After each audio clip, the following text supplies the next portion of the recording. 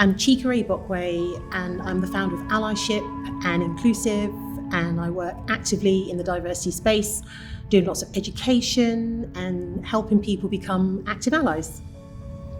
I'm Helen Fruin. I'm a business psychologist and work with a lot of big companies around training on diversity, equity and inclusion. So Chi, I'm excited to talk to you about bias and really kind of break down what it is. Yes.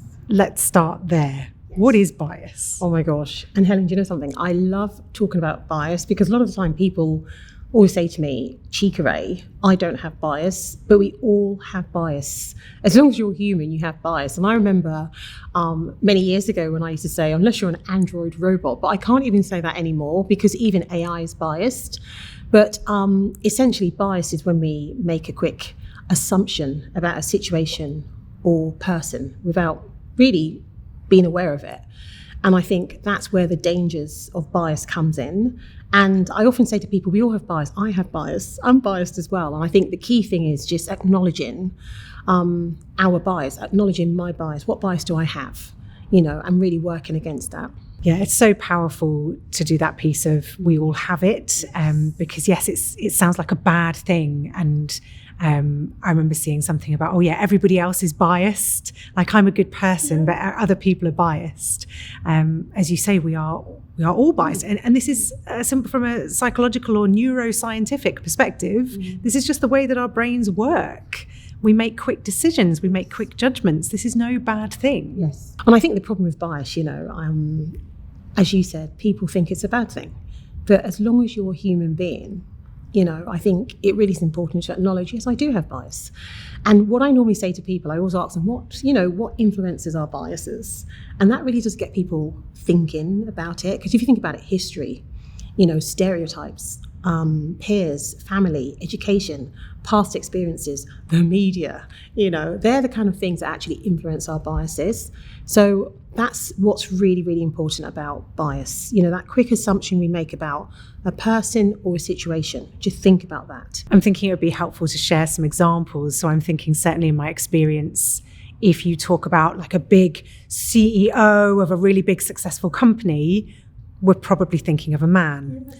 We're possibly even thinking of a white man in his 50s. Exactly. If we talked about doctors and nurses, we perhaps imagine the doctor is a male and the nurse is a female. Totally. If we think about a pilot, if we think about a same-sex couple, or think about a couple, what do we think about? If we think about, in a workplace, somebody crying, somebody leaving to pick up children, So there's some really great examples.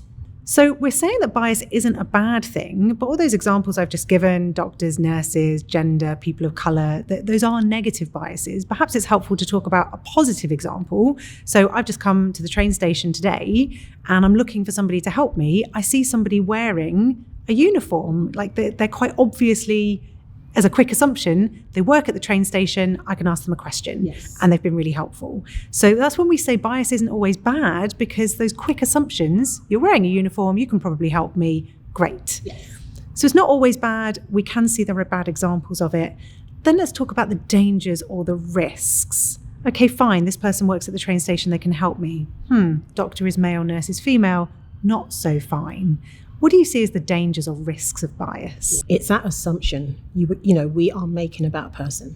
So an example of maybe a bad bias will be a person of colour, walking into a shop and the security guard is following them around because of that assumption of criminality. So that is bad bias. So the dangers are that I've made that quick assumption. I've seen a person of colour walk into a shop. I'm now following them around. I'm thinking about criminality. Let's take that further.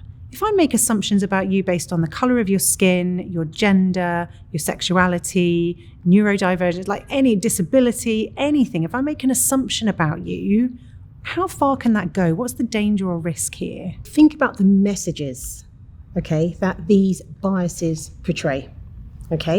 You're not able. You are a criminal. So think about those messages, and that's the dangers. And this is where we've got to be really, really careful.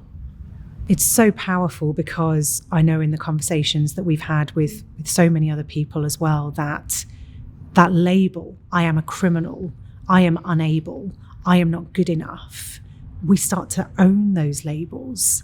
Now, I wasn't a criminal, but now I'm thinking, am I a criminal? Do I now start to live up to that, actually? So by me making that bias, by me making that quick assumption, I potentially start to put a label on somebody that they may even become.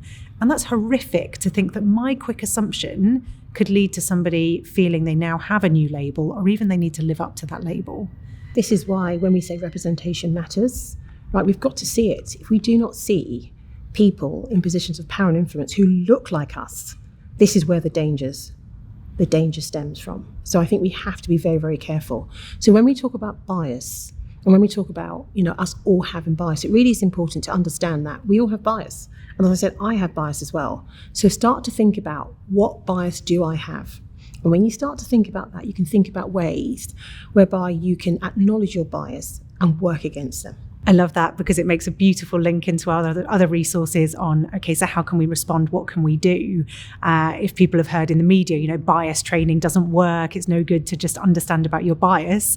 Well, yeah, because it's not enough. We've got to then do something. And so, plug for extra resources on what can we do about this. So I'm a true believer in education, learning, unlearning, relearning. And I always say that education is empowering. How do we empower ourselves to make change? So when we talk about resources, be it reading a book, having a conversation, creating space to have these really important conversations, is crucial, really crucial for our journey. So I would really, really recommend that people have a look at those resources and, try and empower themselves to make change happen.